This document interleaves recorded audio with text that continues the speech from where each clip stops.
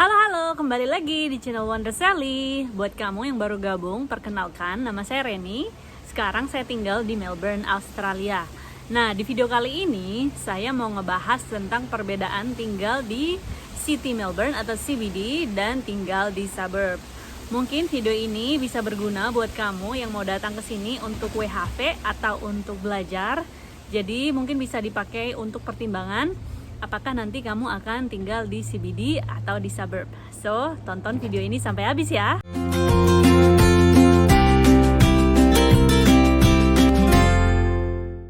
Nah, di video kali ini saya ambil videonya di belakang rumah sambil berjemur, soalnya lagi sunny.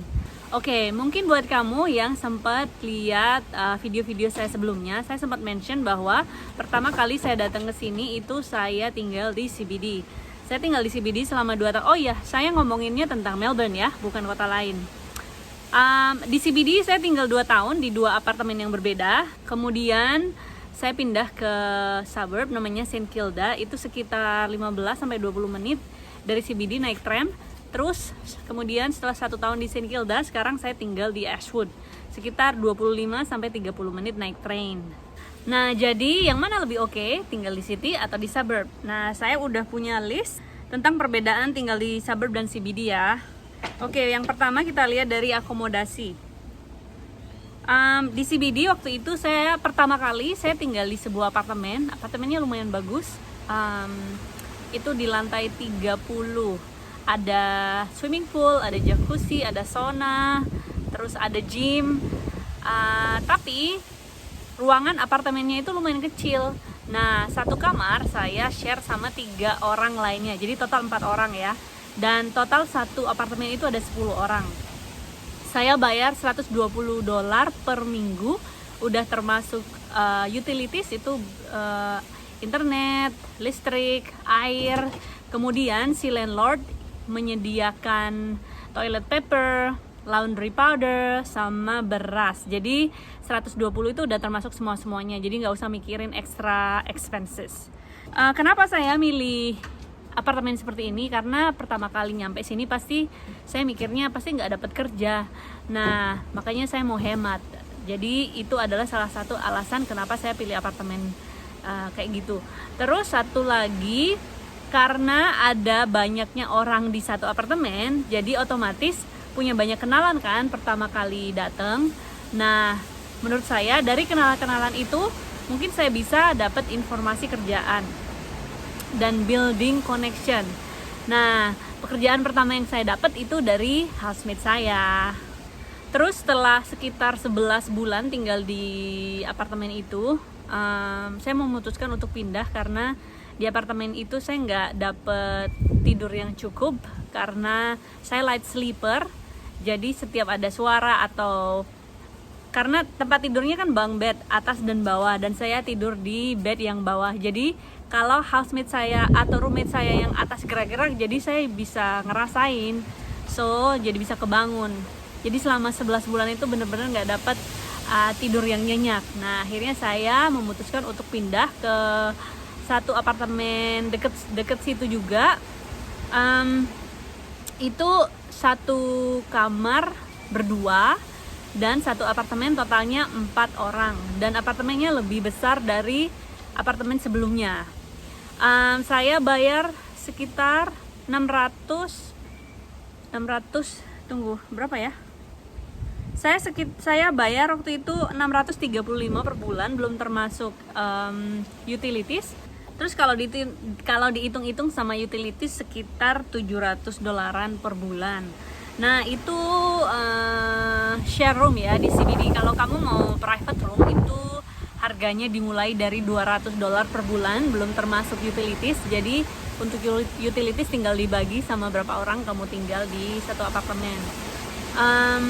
Kalau saya pikir di CBD minimum spending untuk private room termasuk bill mungkin sekitaran $1.000 ya per bulan. Oke. Jadi setelah sekitar 1 tahun 2 bulan tinggal di apartemen yang tadi, saya memutuskan untuk pindah ke St. Kilda. Di sana saya sewa apartemen 2 kamar bersama sahabat baik saya. Jadi kita cuman berdua di satu apartemen. Itu harga satu apartemennya 1.650, jadi sekitar 825 per bulan. Kita bagi dua ya, jadi masing-masing bayarnya 825. Terus bills kayak internet, electricity, gas dan sebagainya kira-kira per orang menghabiskan sekitar 150 per bulan. So around $1.000 lah satu bulan. Terus setelah di St. Kilda 1 tahun, saya pindah ke suburb lain namanya Ashwood, karena partner saya ajakin kita bareng untuk sewa rumah. So di Ashwood ini kita bayar 1.955 untuk rumah per bulan. Kemudian listrik sekitar $150 per bulan. Gas, karena tergantung ya pemakaian gas, karena kita pakai heaternya nggak dikontrol, jadi gas itu selama 2 bulan sekitar $600, which is $300 per bulan, tapi kalau dikontrol mungkin lebih sedikit ya. Terus air $300 3 bulan. So jadinya sekitar billsnya sekitar 500 sampai 600 lah per bulan. Tapi di Ashwood ini rumahnya lumayan besar, ada backyard gede banget, terus ada storage gede banget, kamarnya ada 3. Setiap kamar itu ruangannya besar-besar, terus ada laundry, tempat laundry sendiri, dapurnya juga besar, ada back room which is itu untuk Fritzl hangout kalau misalnya kita nggak mau dia masuk ke rumah. Ya lumayan besar, menurut saya sih lumayan murah sih harga sewa rumah untuk seukuran ini. Nah kalau misalnya kamu bisa sewa rumah dan share sama beberapa temen, bisa murah banget kalau tinggal di suburb. Oke, itu ya perbedaan akomodasi di suburb sama di city. Dan sekarang transportasinya gimana sih? Transportasi di suburb dan di city. Oke, di CBD itu ada 3 macam transportasi umum. Ada train, ada tram, ada bus. Di CBD itu ada 4 train station. Jadi kamu bisa kemana aja dari every train station. Di setiap sudut kota ada train station.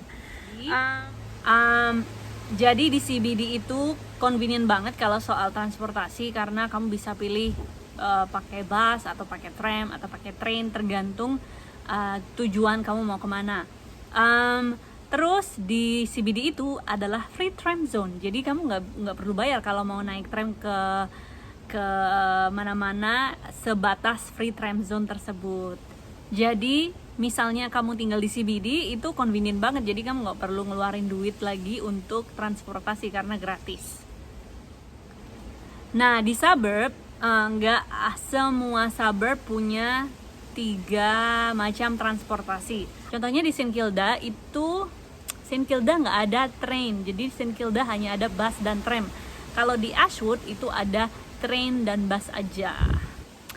Nah untuk naik bus atau train atau tram itu kamu harus bayar di suburb, nggak ada free tram zone ya.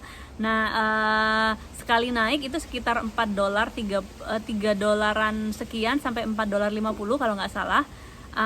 Jadi kalau kamu tinggal di suburb dan kerjanya agak jauh, otomatis kamu harus ngeluarin duit lagi buat transportasi.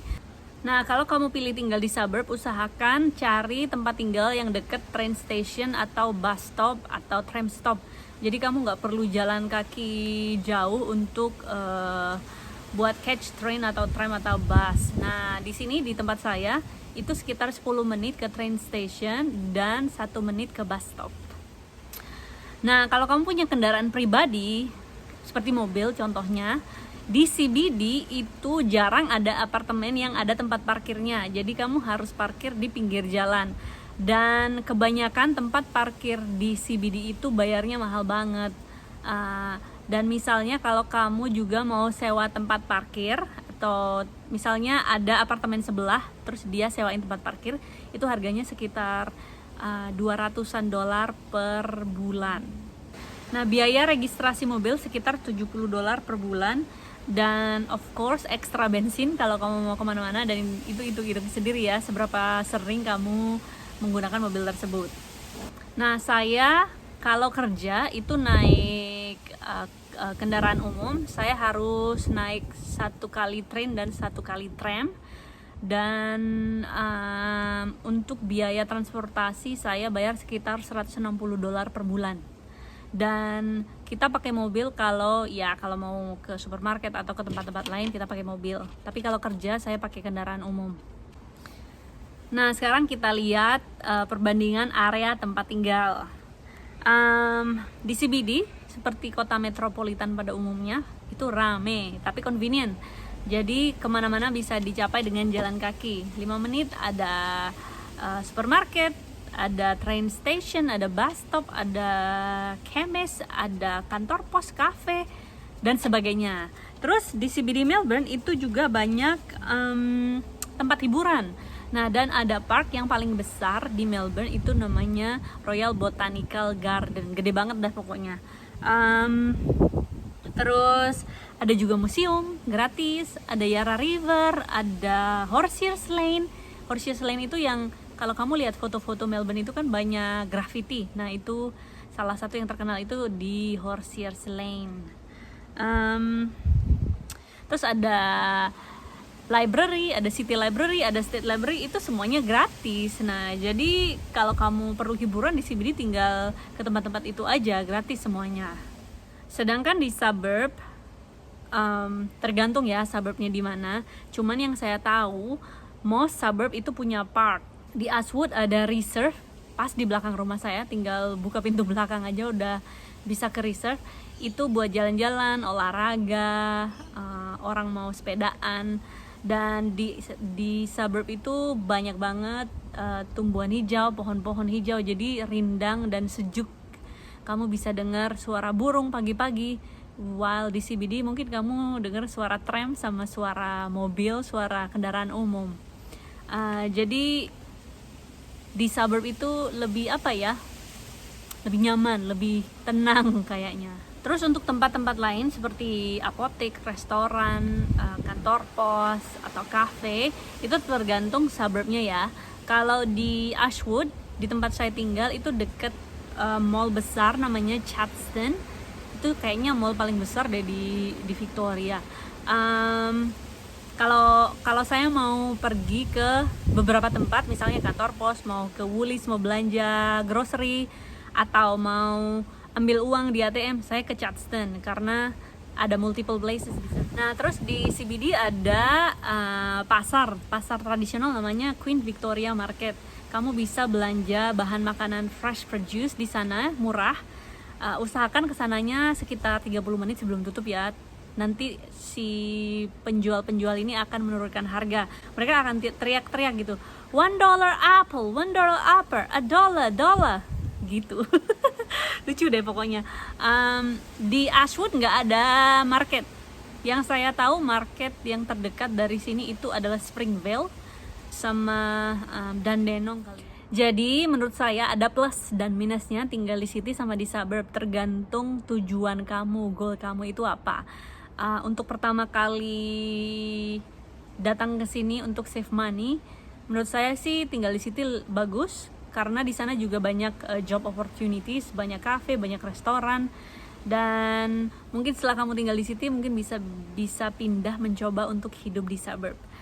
Menurut saya sih enak tinggal di city kalau emang harus save money dan kerjaan ada di city. Di suburb juga enak, lebih tenang, lebih alami, lebih hijau, dan di suburb saya bisa pelihara anjing, sedangkan di city itu nggak mungkin lah, karena kalau misalnya anjing gonggong pun itu tetangga bisa komplain. So, semoga video ini berguna buat kamu yang mau datang ke sini. Mungkin sekarang kamu bisa bayangin kamu akan tinggal di suburb atau di city.